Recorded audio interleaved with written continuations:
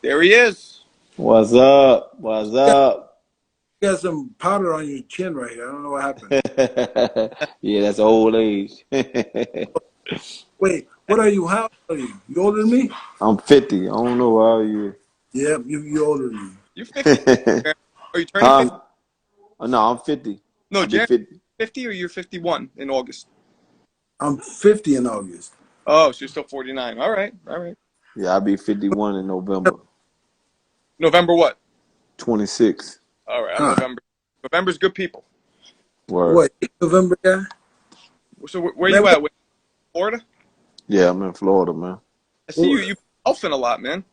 Yeah, I would just moving around. I don't really post that much, man. I don't, you know what I'm saying? I'll be chilling, just trying to do some other things. Yeah. You've been They, golf a lot, right? huh? You've been playing golf a lot. Not lately, man. I need to get back out there. You know what I'm saying? My game I fell off for a while, so dude's been whooping up on me. So now I gotta recover. Get my game right. But I'm coming back. I saw you with was it Charles Barkley playing with Oh him. yeah, yeah. That was an old thing. I had to put that out there on Charles. Yeah, I got a few of them dudes, man. I beat when my game was right. I got a few people that I knocked off. I had to get some Hall of Famers on my golf record. You know what I mean? Do you, Yeah. do you find hey, golf at all similar to boxing? Like any part of it? Not Nothing. at all. Not at all. It's golf is a game, it's fun. You know what I'm saying? Boxing is not a game, but it's fun, but it's so competitive and like I said, it's not a game. You can get hurt in boxing. You know what I'm saying? You play basketball, you play golf, you play football, you don't play boxing. you don't play boxing. That's exactly right. Mhm. You had And you those. have you felt that boxing has made you a whole lot calmer as you got older? Oh, most definitely. You know what I'm saying? Even when I was younger, boxing, like I said, we train every day, we box every day, we throw punches, we get people to hit us, we hit people. So, our attitude and our temper was maintained very well because of that. You know what I'm saying? And someone else would be quick to want to snap off and fight somebody, and we'd be like, you know what, it ain't worth it. Unless they do something to us or push it to that limit. But more than often, you just like let it go. Well, let me ask you this, Right. Wink. Do you Hmm. think? Do you believe that there's controlled ring, or do you think that anger has no place in the Say ring? that again. You broke up.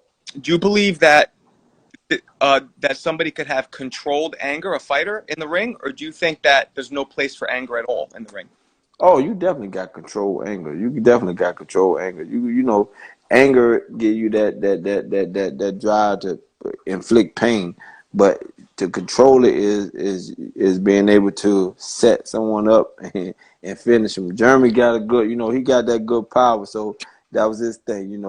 He going in and try to knock your head off. Me, I can smile at you and just try to beat you up. You know what I'm saying? That's just how I like to do it. Hey, but true,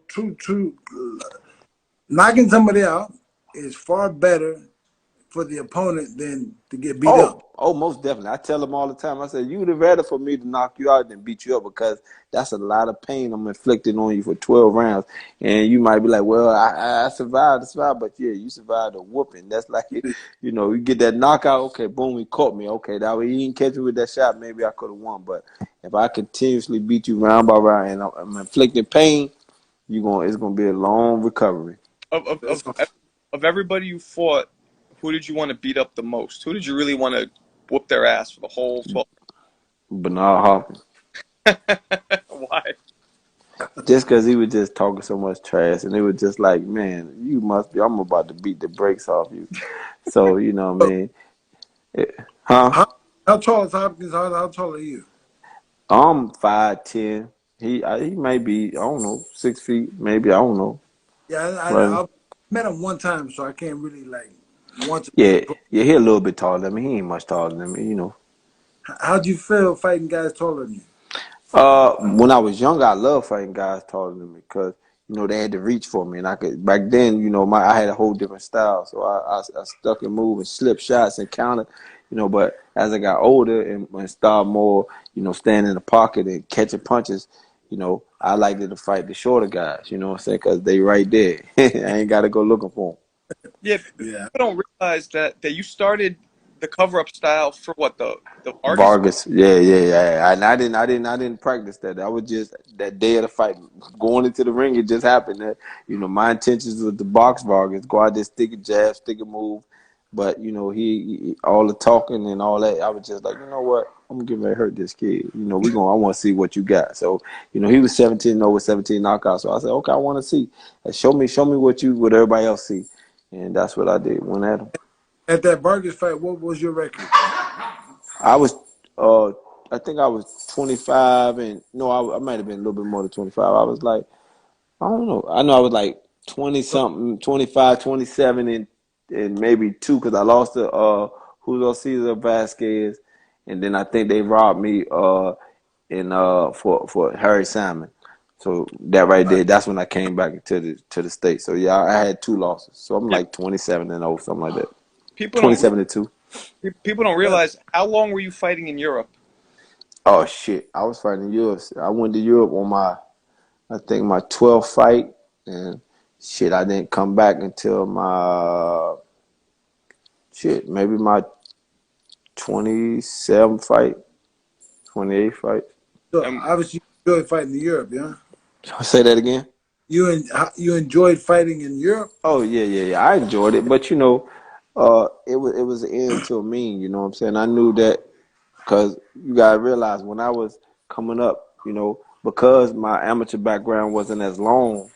They didn't want to give me the recognition to get on the networks or anything like that. So, you know, uh, it was like, okay, I got to go over here to get my status. I got to go over here to get ranked.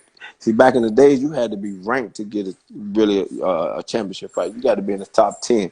And then, for me, being how young and how quick I got there, I was 25-0 with like 14 knockouts, I think, and then I was number one across the board. So I was number one for everybody, WBC, WBA, and IBF. So them was the majors at that time. So we got that full belt era now, but the WBO was there, but it wasn't. It was a title, it was a world title, but they didn't consider it the world title. They said the three main belts was what they considered, and then so it was just like, okay, I was number one for all of them. And then when I lost to Vasquez, they pushed me back up to like 7 to 10, but then I had to beat my way back down. And that's what I did. I beat my way back down, And then when I got my title shot again, I was number one. So that's what happened. Every time I get a title shot, I had to become number one. and what kind of showed you to the world was the Mosley fight, right? Vargas fight kind of showed the world who I was, because everybody was thinking about this young phenomenon and he knocking everybody out and blah blah blah.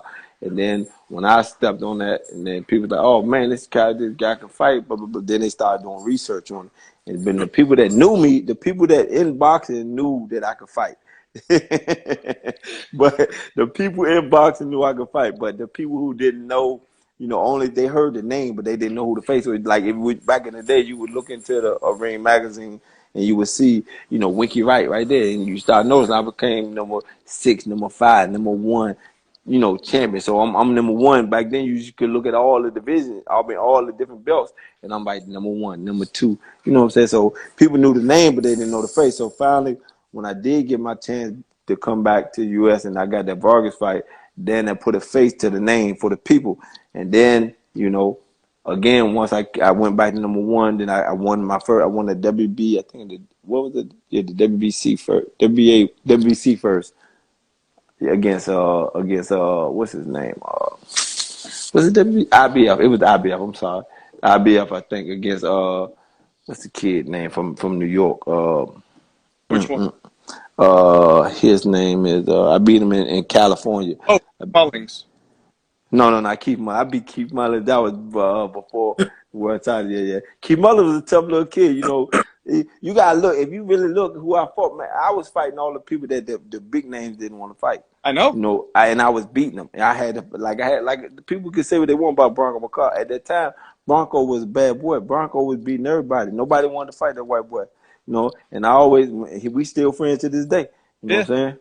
Yeah, we talked to him too, and you fought him 3 times, right? Yeah, I fought him 3 times. Fought him the first time his hometown, then he wanted to rematch. I beat him again. And then later, nobody wanted to fight me still. So it was like, okay, we fight again. So it was just, but like I said, I respect his heart, man. He a good kid, good dude, man. And like, and with Shane Mosley, people, people always ask what I think about Shane. I think Shane is a great fighter, man. Great, great competitor. He got that will to be great, and that's what made him so exciting. He got a big punch, quick hands, and I'm glad I got a chance to fight him. I mean, that fight, man, people were just like shocked because Shane Mosley was undefeated, right? You gave him his first loss. Yeah. No, I think Vernon did. I think Vernon beat him first. Yeah.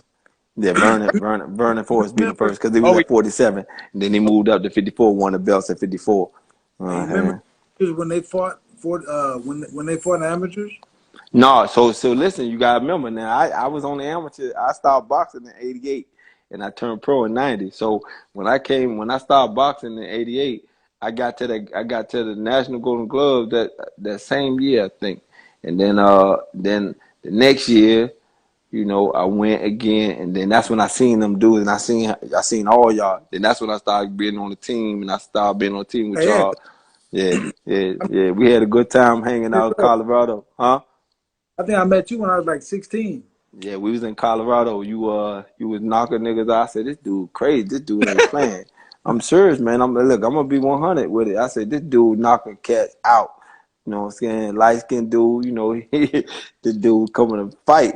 I gotta give him his props. You know what I'm saying? So I got a question. Raul Marquez just asked this. I think it's a good question. Why didn't you wait for the '92 Olympics? Why didn't I wait tonight? Because good question. So I started boxing in '88. You gotta remember. So now in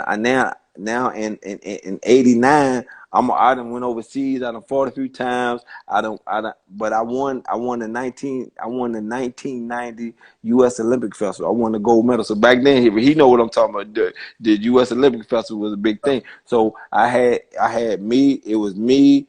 It was little Stevie Johnson.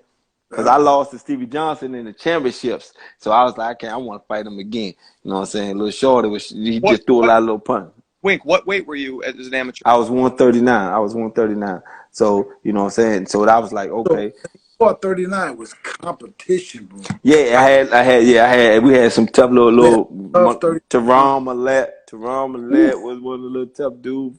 Had a bunch of people, man. So I was like, man, I got, you know what I'm saying? So when I did fight the championship, you had 4 fights. You had the East, South, East, North, West. So I was one of them, and then I had little Stevie Johnson, and then it was Hector Cologne, and I think it was somebody else. So I was like the higher up ranked out all of them.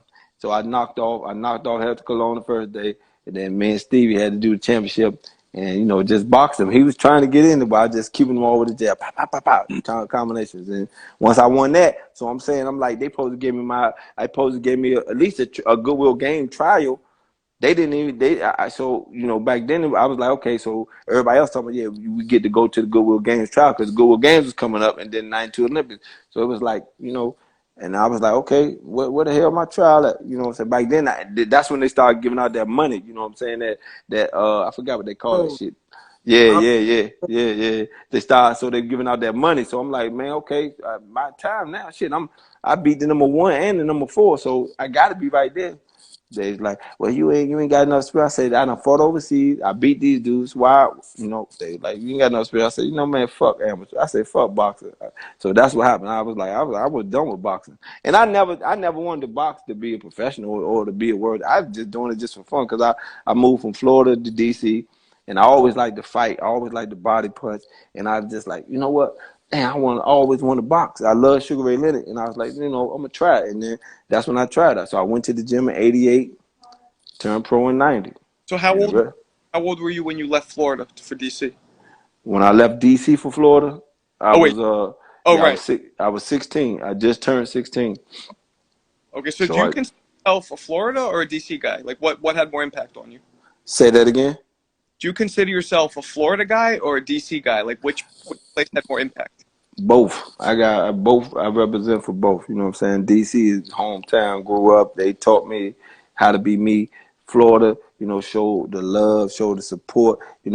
when I was coming up in boxing and I was getting ranked in this and that, then I became champion. Everybody's like, you need to move to a big city. You need to do this because it's more of this. Man, I ain't moving nowhere, man.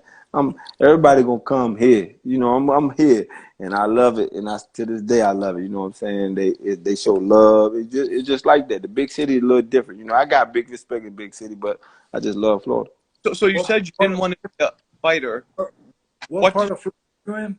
I'm in St. Pete. I'm in St. Petersburg by Tampa.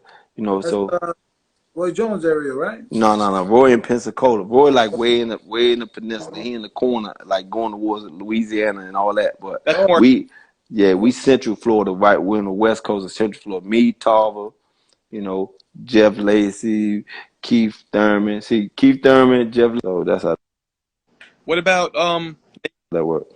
what about Nate Campbell? Yeah, little Nate down this way too. I like little Nate. That's cool, little Nate. So I was. They was all coming up in amateur when I was pro and this and that. And I like Nate. Nate hustle. I went to when Nate won his championship and he won that in Mexico or something. I was dead. So little Nate a bad little dude, man. I like So him. so let me ask you this, Wink. You said you didn't want to keep fighting. What would you have done if you start boxing? I don't know. Like I said, what God got for you, nobody can take away. Seriously, I never knew I would. Listen, man, you gotta think of.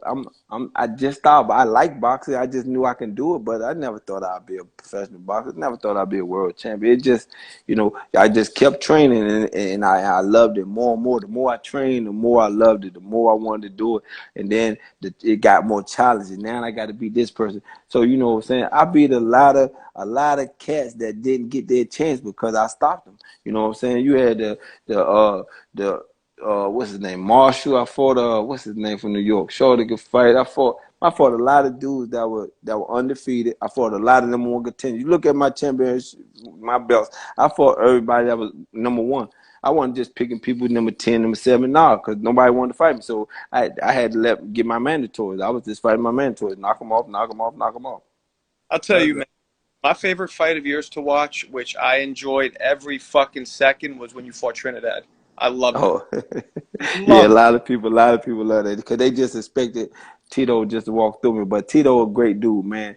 You know what I'm saying? We had a great press conference and we were friends. My homeboy named Damon Ramirez, God bless him dead. You know what I'm saying? That's who introduced me to Tito before we even was gonna fight. And then the fight came about and you know what I'm saying? It was good. It was a whole good press tour. Everything was great, man. And like I said, it was just my night. Sometimes, when it's your time, can't nobody stop it, and that's just my time. I was ready for it. I knew what I had to do. I knew the odds was against me. And that's when I'm a better fighter. When people expect me not to do it, that's when I can do it because I train harder.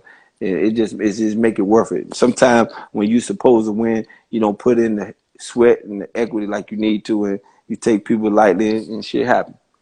You know, when you fought Trinidad, you were at your peak, right? Mm-hmm. You agree? Better. You cut But out for a Tito, second. I want to say I peaked that night. But what I'm saying, you gotta remember, I'm fighting these fights and I'm 30 something years old, 30, 35, 36. I ain't a spring chicken. So my spring chicken, they wasn't, I wasn't getting it. I wasn't being able to being shown. You know what I'm saying? So I had to do a lot of these fights when I'm older. Yeah, but I mean, I think that lends to being more mature in the ring and being and knowing what to do later in the rounds rather than jumping on somebody straight away. Yeah, I yeah, think. yeah. It all plays a part. Like I said, I'm just blessed and I'm happy that, like I said, my fans, you know, really kept me focused. A lot of time when they robbed me, it was like, because I got robbed a lot. You know what I'm saying, especially yeah, in the big fight. So for that to happen, and then you want to continue to fight, it got to be in you that you want to prove somebody wrong. And I always want to prove people wrong. And I was always fighting. I was raised by my grandmother, and so I always wanted to give my grandma everything that she wanted, and I always wanted to let my grandmother know that her baby can whoop anybody. You know what I'm saying? At that time, that's how I felt. I felt like, look, you get in the ring with me, I ain't got to be arguing with you, I ain't got to be mad with you, but I'm gonna beat you, and that's how it was. Did you? you were you able to give your grandmother a better life Yeah, before yeah, she? yeah, but yeah, yo, yeah, yeah. I gave her everything she wanted, but she didn't want too much. See, that's one good humbling thing. You know what I'm saying? It's Yeah. your grandparents. They don't. It's like, listen, baby, just enjoy yourself. Just give me what you can or what you want. And I bought her cars. I asked her to buy a new house. She didn't want to shoot her, love her neighbors and all that. So I paid the house off, and like I said, she didn't have to worry. But it was more of just because she did everything for me. You know what I'm saying? It was just like a blessing that my grandma was there, and I love being raised by her. My mom's still around too, so me and my mom got a great connection. But my mother was young when she had me. My mother was like 16, so my grandmother raised me. So I was raised with my uncles and aunts, but they was like my brothers and sisters. So I'm an only child, but it seemed like I had brothers and sisters. Like, You know what I'm big saying? old family, huh? Oh Yeah, shit! yeah, yeah, yeah, I'm an only Beautiful. too, man. I'm an only child too. yeah, Um, yeah. so I know what that's like. I was gonna ask you, um, who was the hardest? Who had the heaviest hands of anybody you ever fought in front of? That's what people ask me all the time. I can't really say because I fought some cats that what I'm saying, that nobody really know, and may hit hard than a motherfucker. But it's just the point that could they catch me? The ones that y'all know that got good heavy hands. I would say Shane got heavy hands. Shane got heavy hands, but I just felt he couldn't hurt me. I just felt to myself that I was so in shape and I was so in my mind that I was unstoppable. That's why I dropped my hands and all of that stuff and let him hit me just to show him that you can't hurt me because tonight, my night, ain't nothing gonna stop me tonight. So that's what that. But Shane a good puncher. Uh, that's pretty much. Even when my last fight when I got knocked down by little kid Chocolate, he not a big puncher. He just caught Oh, me moving back. He just caught me perfect shot, because but it wasn't a day shot, huh? he's a big guy though. So like, did you Yeah, feel? yeah, but not, but the punches wasn't hard. It was just like I just couldn't get off. When your time when you can't get off, I'm like I see the punch, but that tip of a second when I want to throw it, I can't throw it, and when you throw it, it's too late now. So I'm like, okay, so this one of You them know, nights. so you The, were talking about how you put your hands down. I think people don't really talk about that enough with you. You had a mental game that was crazy. You were getting people's. I mean, you would break their spirit with Oh smiling yeah. and shit. You know, Yeah, yeah, yeah, yeah. Listen. The worst thing you could do to a puncher or somebody who think they're a puncher is take their punch and go to them and act like it don't hurt. Well, a lot of times you gotta realize they only hitting my arms. It look like they doing it, but they only hitting my arms, so it ain't hurting. So I'm really telling them, that's all you. I'm talking this. That's all you got. Come on, man, you got to hit harder than that. So now they even trying harder now, and that jab is. My jab is like a right hand. People can say what they want. I tell people all the time. They say, "Well, Winky, you ain't no big punch. You ain't." I say, "How many people you saw rushing at me? Y'all can tell me right now. Go ahead, I wait." Yeah. So I can punch. It was that I didn't go for the knockout shots. It was more I could beat you up. I hit you with this jab constantly, break your face, bust your nose up, bust your lip, and get your. I love the body. I used to tear people up to the body. So it was like that. And then it just went to the point to where like, okay, shit, I look like I may just be going 12 rounds. I'm just gonna do what I gotta do. do you work? Do you work? What do you? So what do you spend your days doing now? Oh man, now I just golf. Like he said, I golf. I got a construction company. Me and some fellas, we got us a construction company down here. So I just do that. What do Just you just guys what build? You build homes? houses, apartments. What I'm saying, whatever. It's just new home. We build new homes. We started renovating a few, but then jumped right into new homes. Now we're trying to build, apartments, complexes, and all that. It just, with this COVID shit, kind of fucked up a lot of shit, but it's coming back. The Yeah. market is dang crazy down here. So you know what I'm saying. we're, The, the back to what market you. where I live. Oh, well, you in Cali, ain't you? I'm in L.A. Yeah, LA, but LA, man, they say LA I, crazy right now, we man. dig, I'm in. we I'm Huh? in. I'm in Brooklyn. Same he's shit. in Brooklyn. Same shit, dude. At Los Angeles, two-bedroom, one-bathroom house in the hood, $800,000. That's how I would have been left. I'd have been left that motherfucker. I, Like, I got a kid. I got a couple more years yeah, out. I know how you feel, dog. Yeah, cause got my kids, and Oh, I ain't never leaving my kids. Yo, my I got a son that lives in Florida though. Oh yeah, He's what part? Jacksonville. JV. Oh, he up North Florida. Yeah, yeah. But we just bought him a house. Like, I mean, he just closed like a couple of days ago. Yes, congratulations, man. Congratulations. I was gonna say, speaking of kids, when you were a kid, Wink, did you get in a lot of fights? Were you? I didn't get in a lot of. I got in a few fights, but not a lot. But I would fight, and I was so. You got to remember, listen. So I was before I came to Florida. I was really short. When I was in the 10th grade, because I moved to Florida going to 11th grade. So as soon as I got out of the 10th grade, I went to high school in D.C. So then my 10th grade, after my 10th grade year, I was like 4'11". Damn. I was 4'11". So I was 4'11". So then I moved to Florida that summer, and then I grew to like 5'6". I think over the summer. Then I grew to like 5'11", 5'11 and a half. Yeah, it was like crazy. I was just like, so people didn't know who I was back home because they used to love Winky, and then they like, damn, that ain't Winky. He grew, and then they realized who I was, and it was just like, wow. So I see a lot of my friends, and I'm a lot taller than them, so it's just crazy. Well, Yeah, that's remind me, how did you get the name Winky? My grandmother gave it to me when I was a baby. She just, you know what I'm saying, I guess I was winking. I don't know. My uncle name was Weenie. So Weenie and he was 2 months older than me. So my uncle was 2 months older than me. Then I came. So it was Winky and Weenie. And we was like never apart. You know what I'm saying? good. He got killed down here in Florida. Yeah. We never was apart. So, you know what I'm saying? It was the Winky and Weenie everywhere you went. You know what I'm saying? So Damn. besides the construction company, you doing anything else? I mean, you in the gym a couple days a week? What you got? Nah, man. Listen, uh, boxing took a lot of my life, man. I was professional, 21 years. So, you know what I'm saying? It was just like, I need to get away from it. I every now and then I stop in the gym, say, like I said, Keith Thurman, we in the same gym. So I go see him sometime and talk with him and see some of the kids and, see what they doing wrong with this and that. But right now, I just got want to live, do other things. Like I said, I got 2 grandkids, you know what I'm saying? So, I'm with my grandkids and I'm with my new girl, you know what I'm saying? I'm getting a divorce. So, just living life, man. Just time, Sure. life short, you know what I'm saying? So I speaking of, totally.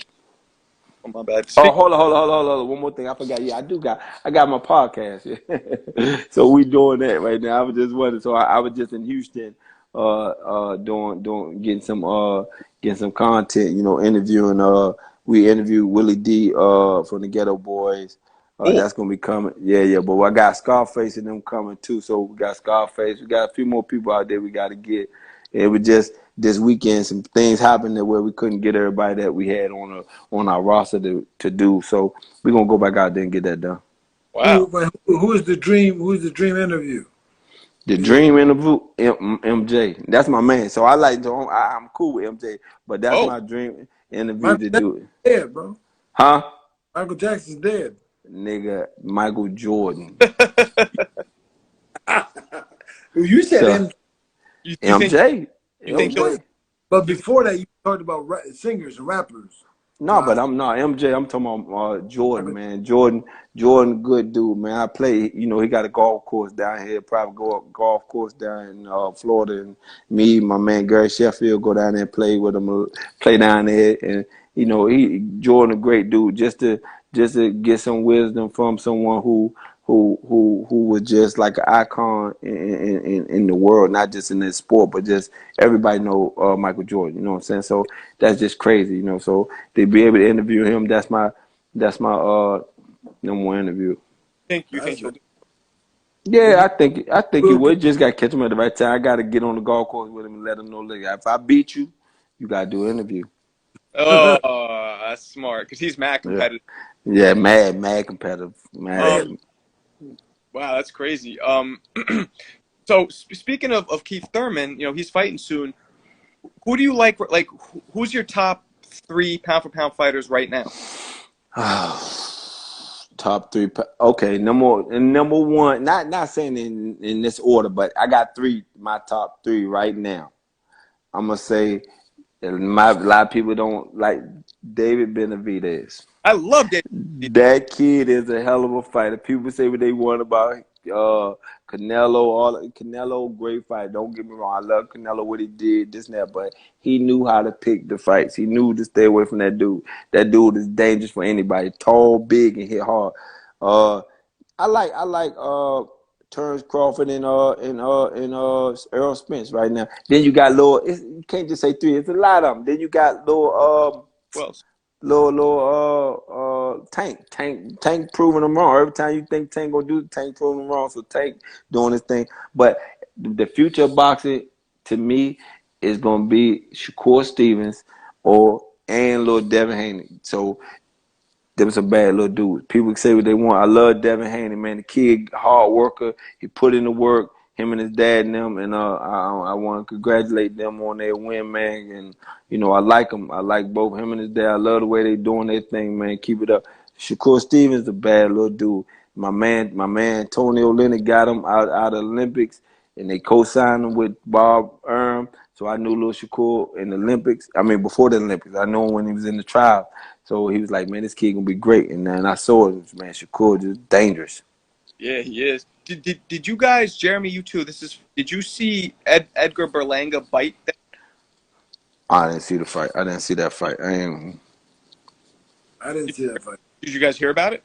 Yeah, I heard about it, but I ain't see the fight. You know what I'm saying? Dude is a good puncher. Dude, he a good puncher, but he got that Mike Tyson syndrome. So once a few people go to distance with him, and once he get hurt, people ain't gonna be scared of him no more. I think he's a great puncher, but a lot of it be when like Tyson, when if Tyson hit you with a good one, they usually fall out. Okay, I'm gonna fall out before I get knocked out. Mike had a great punch, don't get me wrong, but once Buster Douglas stood up to him, it kind of like changed. Or okay, if Buster could take it, I could take it. Let me try to take it. Now we got to fight. But Mike is a hell of, and that's another dude I really love, man. Mike I love his honesty. I love who he is, man. He just Mike, and the realness of him. People say he crazy. He just real, man. I love Mike. Mike a bad man.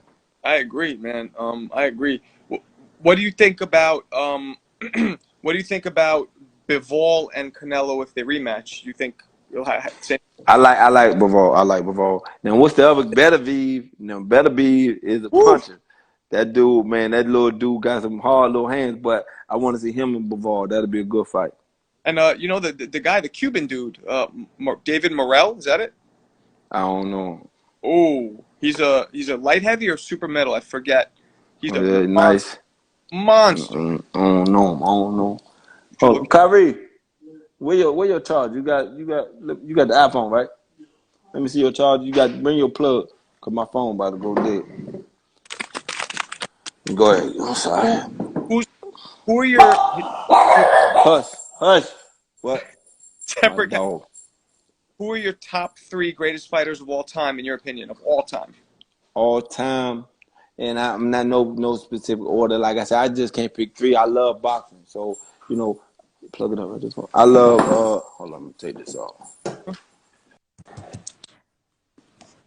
Can y'all hear me? Yep. Okay. Yeah, I love. Thank you, Doc. I love, and I'm gonna give you about 10 just because I love boxing. Muhammad Ali, Sugar Ray Leonard, Marvin Hagler, Pernell Whitaker, Roy Jones, Floyd.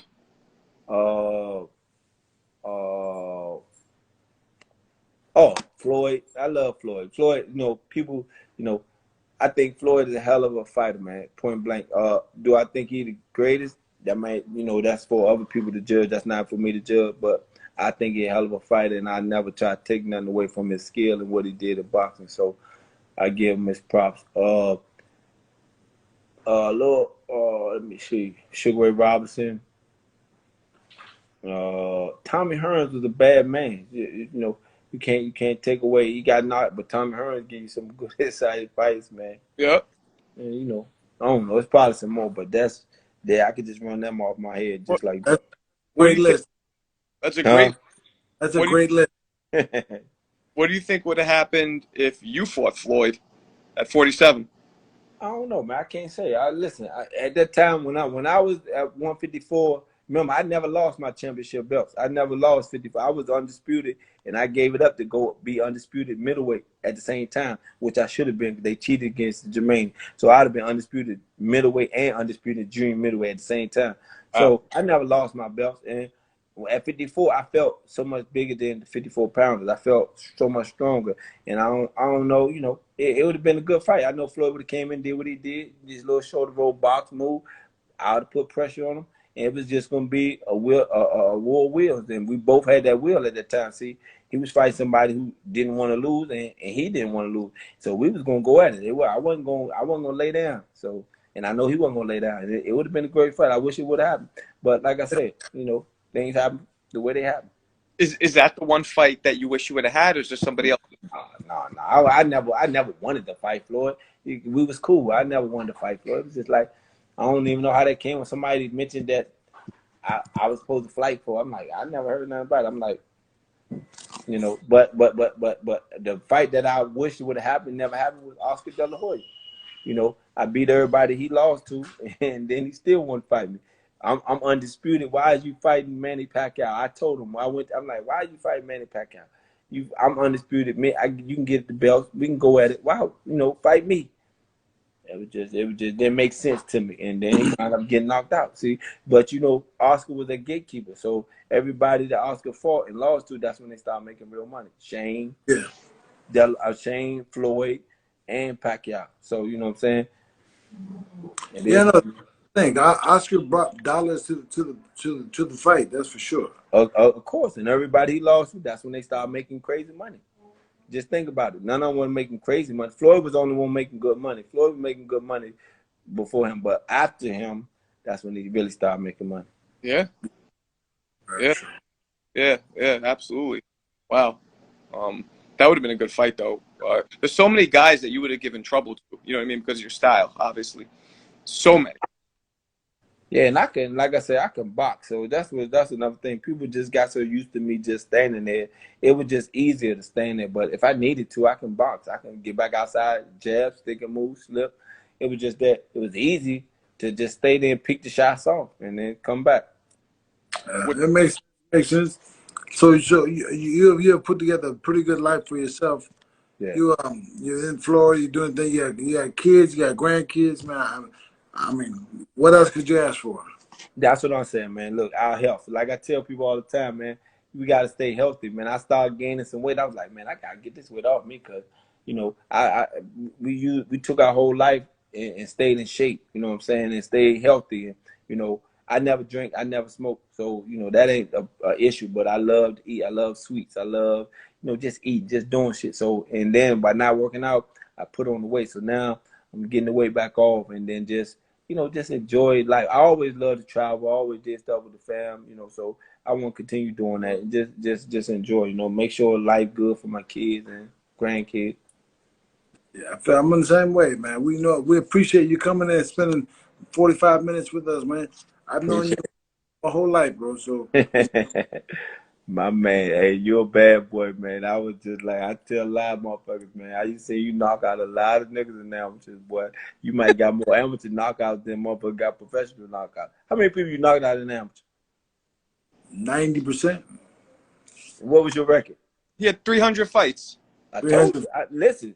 I only saw the ones from late '88 to '90. So one year. He knocked out a lot of motherfuckers. I said, boy, this dude crazy, man. I had mad respect for you, dog. You did your thing, man. And so did you. So I was a fan of you. I wanted to hold my hand like that. My dad wouldn't let me. He said, don't do that. Yeah. I'm like, he does it. And he look at him. Yeah, it was just different. It was just something that happened, man. That boxing, when I was boxing, HBO kept telling me, because now I'm trying to get on HBO, they kept saying, listen, we can't give you no fight because it's not interesting because you just making the fight. It's one-sided. You know, I was winning all the rounds like Floyd was doing. I'm winning all the rounds, but, you know, it's not exciting. Nice. I'm like, what you mean? That's what we're supposed to do, win. And I got to make it exciting. So, you know, then Vargas fight came and it was just his talking and all that, and that just pushed me to that whole style just then. But like I said, I'm cool with Vargas too. At one time, I didn't like boxing. That's what we as fighters we got to stop doing, blaming the other fighter for something that the judges did. You know what I'm saying? I for a long time I didn't like Vargas because you know what I'm saying, they cheated me, you know what I'm saying? But it wasn't his fault, you know what I'm saying? He came in for this fight, and the people, they did what they had to do. And as I got older, I realized that, and I appreciate it, you know what I'm saying, being able to get in the ring with him. And like I said, we cool now, and I say I'm happy for him and his kids. He got some fighters, so Yeah. you know what I'm saying, best of luck to him, you know what I'm saying? Yeah, definitely. Well, we appreciate your time, Wink. I know Hey you're my host. man. Good to see All you, right. man. All right, Y'all Thank man. be you. safe. All right, fellas. All Yo. right. Peace.